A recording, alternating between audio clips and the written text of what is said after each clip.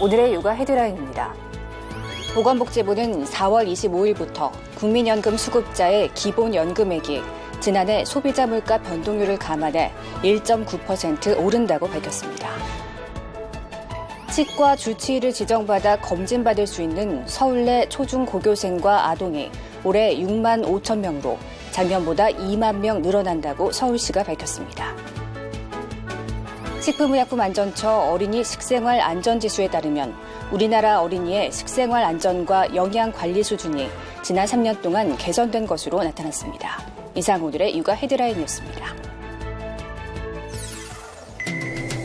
부모는 아이의 거울이라고 합니다. 평소 스트레스가 많은 부모들은 자신도 모르게 아이들에게 사소한 일에도 과도하게 화를 내며 야단을 칠 수 있는데요.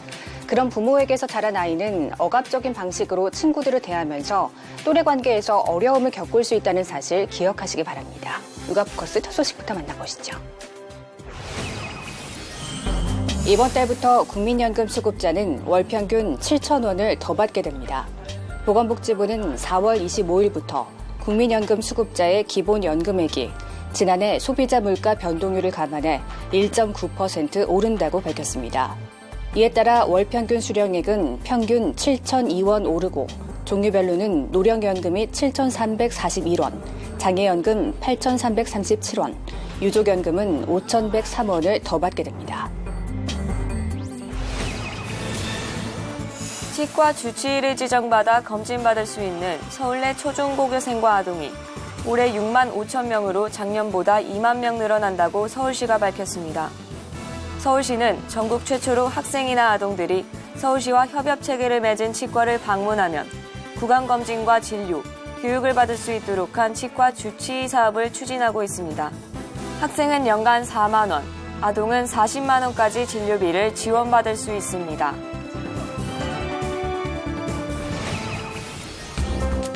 우리나라 어린이의 식생활 안전과 영양관리 수준이 지난 3년 동안 개선된 것으로 나타났습니다. 식품의약품안전처가 전국 220여 개 지방자치단체를 대상으로 3년마다 한 번씩 조사하는 어린이 식생활 안전지수는 지난해 73.27점으로 지난 2014년에 비해 5.73점 상승했습니다. 식약처는 지자체가 학교 주변 어린이 기호식품에 대한 안전관리를 강화하고 어린이 급식 지원센터를 확대 운영한 것이 지수 상승에 영향을 미쳤다고 분석했습니다. 정부가 평생학습 활성화와 교육 격차 해소를 위해 저소득층 성인을 대상으로 바우처 형태의 교육비를 지원하기로 했습니다. 우선 올해 5천여 명에게 연간 35만 원씩 지급한다는 방침입니다. 오는 7월부터 소외계층 성인을 대상으로 평생교육 비용이 지원됩니다.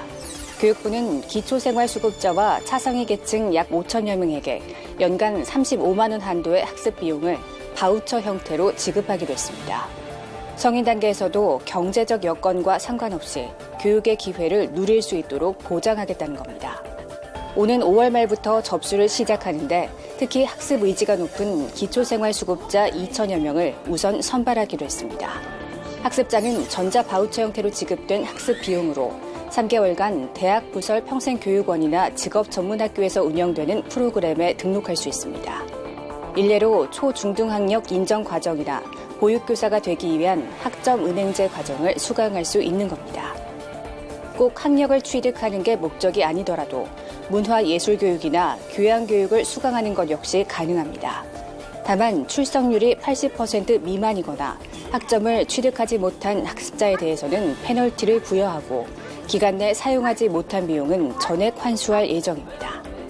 앞서 정부는 학령기 학교 교육만으로는 급격한 사회 변화에 대응이 어려운 만큼 평생학습을 활성화하겠다고 한 바 있습니다. 올해 처음으로 시행되는 평생교육 바우처 지원 사업 결과에 따라 연차적으로 지원 규모를 확대해 나간다는 방침입니다. 이번 달부터는 환자가 전액 부담해야 하는 비급여 진료 항목의 공개 범위가 107개에서 207개로 늘어납니다. 그간 공개되지 않던 난임 치료와 도수 치료 시술, 초음파와 자기공명 영상 촬영 장치 MRI도 공개 대상에 포함됐습니다. 환자들이 홈페이지나 앱을 통해 미리 가격을 살펴볼 수 있는 겁니다. 최저 금액은 5,000원, 최고는 50만 원까지 나와서 병원별로 가격 차이가 100배까지 있고 병원이 마음대로 가격을 정하는 비급여 항목을 줄이고 손보겠다는 것이 문재인 케어의 핵심입니다. 앞서 비급여인 상급 병실료를 공개하자 이를 부담스러워한 병원이 입원료를 낮췄던 만큼 이번에도 공개 항목 확대를 통해 병원을 압박한다는 것이 정부의 속내입니다. 하지만 질적 비교 없이 단순 가격만 공개해 오히려 환자들에게 혼란을 준다는 지적도 있습니다. 실제 확인할 수 있는 것은 화장실 같은 일부 시설이 있고 없는지 정도에 불과합니다. 또 정부가 병원급에 이어 의원급 의료기관 전체로 공개 대상을 확대하는 방안도 검토 중이어서 앞으로 의료계의 반발도 예상됩니다. 봄철 불청객 폐류 독소가 남해안을 중심으로 빠르게 확산하고 있습니다. 홍합에 이어 굴, 미더덕, 바지락으로 검출 품종도 늘어나고 있어 식탁 안전에 빨간불이 켜졌습니다. 폐류 독소가 경남 거제와 창원, 전남 여수 등 남해안을 따라 빠르게 확산하고 있습니다. 해양수산부는 경남 통영시 진촌과 수우도, 전남 여수시 돌산 죽포리 연안에서 폐류 독소가 기준치를 초과해 검출됐다고 밝혔습니다. 하루 만에 3곳이 추가되면서 폐류 독소 기준치 초과 해역은 모두 28곳으로 늘어났습니다. 품종별로는 홍합과 굴, 미더덕에 이어 바지락에서도 기준치를 초과한 사실이 확인됐습니다. 해수부는 이들 해역에 채취 금지 조치를 발령했습니다. 폐류 독소는 폐류 등이 봄철 대량 번식하는 유독성 플랑크톤을 섭취해 발생합니다. 사람이 먹으면 식중독을 일으키며 대량 섭취할 경우 근육마비나 호흡곤란 증상 등으로 사망에 이를 수 있습니다. 폐류 독소는 대형마트에 유통된 손질 생홍합 제품에서도 검출되면서 소비자들의 불안이 커지고 있는 상황. 해수부는 폐류 독소가 기준치 이하로 검출된 해역에 대해서도 주 2회 검사를 실시해 확산 추이를 예의주시하고 있습니다. 그래서 폐류 독소가 소멸할 때까지는 폐류 등 섭취에 좀 각별히 좀 주의해 주시고요. 특히 낚시계 같은 경우는 해안가에 가셔가지고 직접 그 자연산을 채취하여 섭취하는 것은 자제해 주시기를 당부하고 싶습니다. 폐류 독소 발생 현황과 검사 결과를 식약처 홈페이지와 식품안전나라 수산물 안전정보, 수산과학원 예보 속보 등을 통해 확인할 수 있습니다. 인천시교육청은 지난해 말 급식비를 내지 않는 파견 근로자에게 공짜로 급식을 주지 말라는 공문을 학교에 보냈습니다. 한 시민이 학생들을 위한 무상급식을 파견 근로자들에게 주는 것은 세금 낭비라며 공익신고를 했기 때문입니다. 시교육청도 급식비를 내지 않는 파견 근로자에게 급식을 주는 것은 학교 급식법에 어긋난다고 봤습니다. 그러나 학교 비정규직 근로자들은 이러한 조치가 야속하다는 분위기입니다. 지금껏 남은 급식을 무료로 받아온 이들은 주로 학교 경비원이나 청소 근로자들입니다. 70세가 넘는 노인이 대다수고 월급은 최저시급에도 못 미치는 경우가 많습니다. 물론 급식 수당도 따로 없습니다. 학교에서 근무하는 당직 기사님들은 최저임금도 받지 못하는 파견 근로자가 많아 월 8만 원이 넘는 급식비를 감당하기에는 어려움이 있습니다. 시교육청은 이러한 입장을 이해하면서도 법규에 따를 수밖에 없다며 난감해하고 있습니다. 엄연히 수익자 부담 원칙에 따라 급식비를 낸 사람만 급식을 받는 게 당연하다는 겁니다. 가슴으로는 이해를 하는데요. 공무원이다 보니 또 감사실에서는 법령을 근거로 해가지고 공문을 내려보내는 거다 보니까 원칙을 지켜야 한다는 시교육청과 파견 근로자들 간 갈등이 어떻게 해결될지 주목됩니다. 정부가 인터넷 이용의 걸림돌로 지적돼 온 공인인증서 제도를 이르면 올해 안에 폐지하기로 했습니다. 이용자들의 불편함을 해소하고 다양한 신기술을 도입하겠다는 취지인데요. 공인인증서를 대체할 수 있는 기술은 어떤 것들이 있는지 알아봤습니다. 전자서명의 안전성을 높이기 위한 취지로 1999년도에 등장한 공인인증서 제도. 하지만 액티브엑스를 기반으로 하다 보니 각종 보안 프로그램을 설치해야 하는 번거로움과 함께 보안 취약성 문제까지 각종 지적이 끊이지 않았습니다. 각종 인터넷 이용에 불편을 주며 공공의 적으로 꼽히던 공인인증서 제도는 이제 20년 만에 역사 속으로 사라집니다. 과학기술정보통신부는 공인인증서 제도 폐지를 주요 내용으로 하는 전자서명법 전부 개정안을 마련하고 의견 수렴에 들어갔습니다. 지금의 공인인증서는 공인인증의 지위는 없어지지만 전자서명 정보의 하나로는 계속 사용할 수 있습니다. IT업계와 금융권 등은 공인인증서를 대체할 새로운 인증수단 개발에 주력하고 있습니다. 현재 금융권을 중심으로는 특정 개인의 정보와 거래 내용을 여러 서버의 분산을 관리하는 블록체인 기술 기반의 본인 인증 수단이 속속 도입되고 있습니다. 아울러 홍채, 정맥 등 바이오 정보를 활용한 생체 인증 도입도 더 활발해질 전망입니다. 불편했던 공인인증서 시대가 막을 내리면서 편리성과 안전성을 내세운 인증 수단들이 속속 등장하고 있습니다.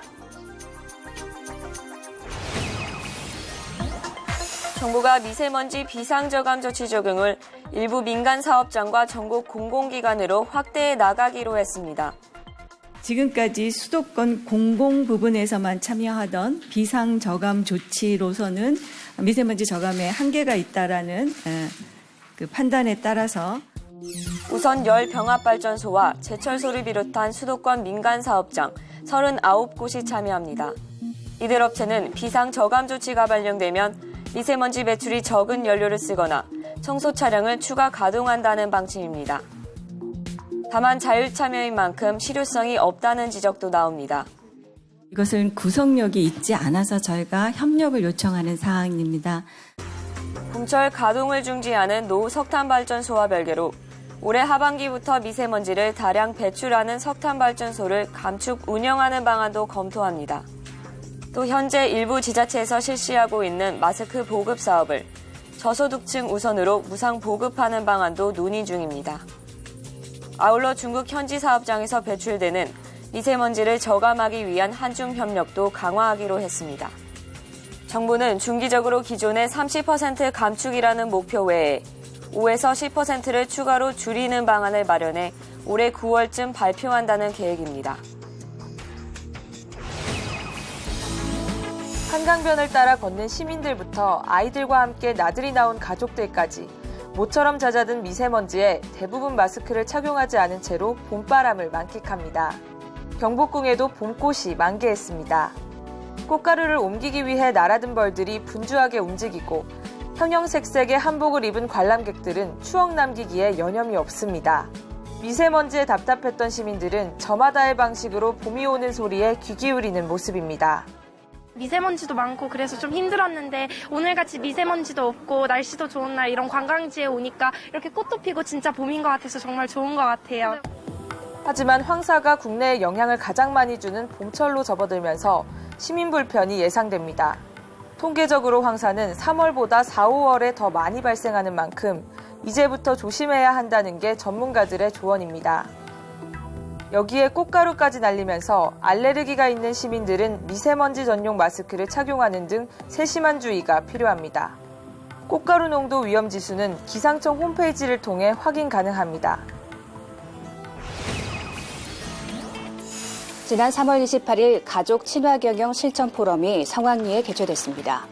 여성가족부가 주최하고 한국건강가정진흥원이 주관, 자사가 후원한 이번 포럼식에는 김혜영 한국건강가정진흥원 이사장, 공동대표인 민장기 제천운수 대표이사, 여성가족부 이정심 가족정책관, 자사 배우영 사장 등이 참석해 자리를 빛냈습니다.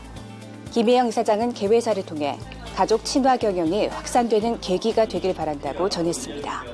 기업이 하나의 그 가족 친화적인 직장 문화가 안착될 수 있도록 다양한 정보와 노하우들이 공유될 필요가 있습니다. 그런 점에서 가족 친화 경영 그 실천 포럼이라고 하는 것은 기업과 기관들끼리 서로의 어떤 그 가족 친화 기업 문화가 되기 위한 좋은 아이디어나 성공담들을 나누고 또 자신들이 그 가족 친화적인 직장 문화 조성하는 데 있어서 애로사항을 공유하는 그런 귀중한 경험을 나누는 자리가 될 것입니다.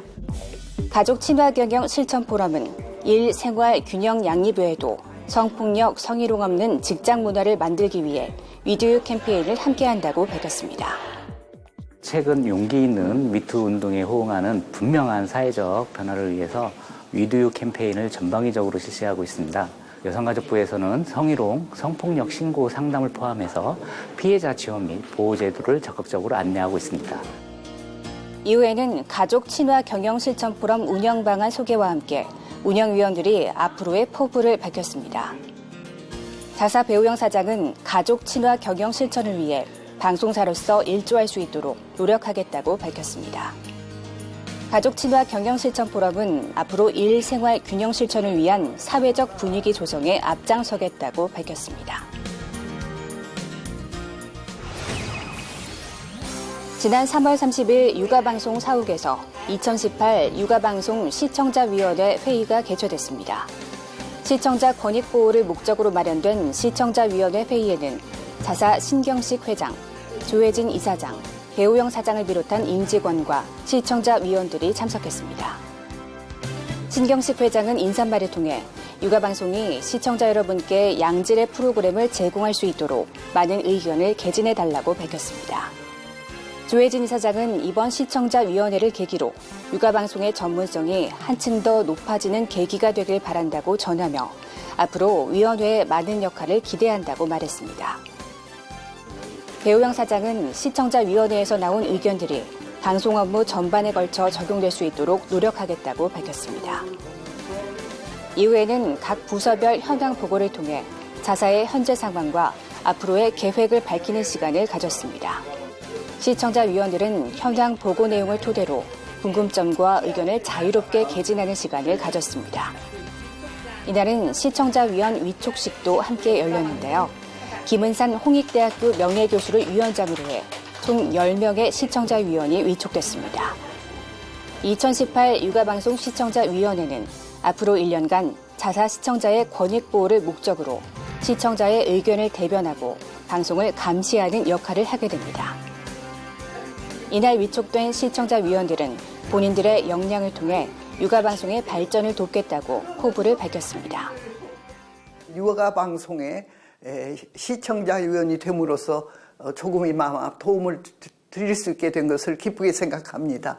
여기 위원들이 전부 각각 분야가 다른데 그런 나름대로의 노력과 또한 경험을 보탬이 돼서 앞으로 이 육아방송이 정말 큰 역할을 하기를 기대하고 육아방송은 앞으로 시청자위원회의 의견을 적극 수용해 시청자 여러분께 한 걸음 더 다가가는 방송사가 되도록 노력하겠습니다.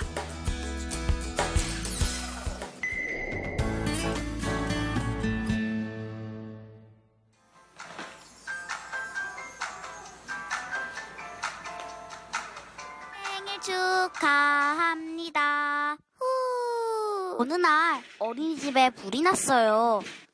불이 나면 웅크리면 될까요? 불이 나면 책상 밑에 숨을까요? 불 났을 때 어떡하지? 소방 아저씨 알려주세요. 불 났을 때 어떻게 해야 할지 꼬마 어린이 알려줄게요. 불 났을 땐 이렇게 해야 해요. 첫 번째로는 당황하지 말고 불이야 외쳐요 외쳐. 두 번째로는 젖은 수건으로 코와 입 막고 못나 대피. 그 다음은 어떡하죠? 삐용삐용 119에 신고해. 아 뜨거워 무서운 불.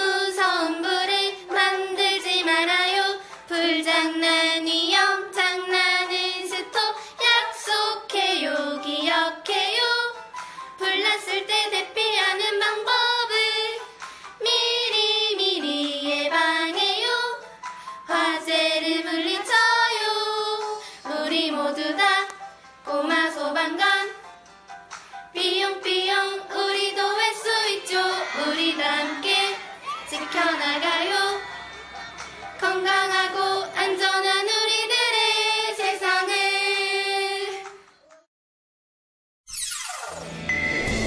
아로마 오일은 종종 피로 해소와 긴장 완화를 위해 사용하죠. 하지만 임산부들은 아로마 오일 사용에도 각별한 주의가 필요합니다.